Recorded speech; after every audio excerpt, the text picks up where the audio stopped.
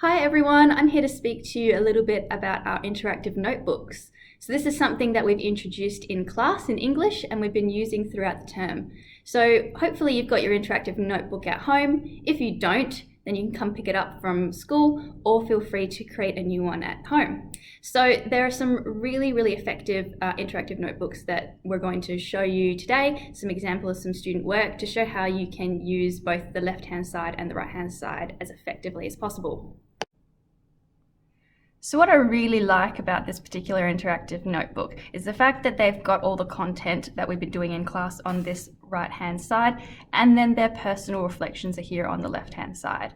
Remember that sometimes we may prompt you to do a reflection and we'll ask you to stop, reflect on something we've been doing in class, or your reflections could be done at any time and you can decide when you choose to do that. So this particular student has been learning about Love Letter to the Forest.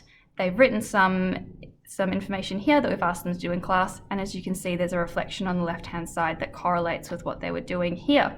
They've also made a reflection about what their assessment is going to be, started thinking about how they might respond to the park, just like we asked them to do in class with any preliminary kind of thoughts that they have.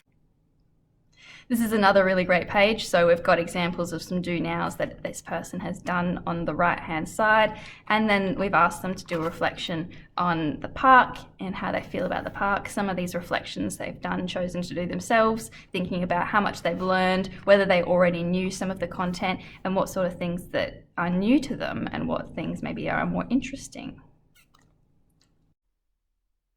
Okay, so to sum up the use of your interactive notebook, please remember that the right-hand side of your notebook is always for all the content that we ask you to complete in the lessons, and the left-hand side is for all your reflections. A reflection may be something that we ask you to stop and do during a lesson, or it may be something that you decide to do for yourself, and this can be done in any way that you want it to be done.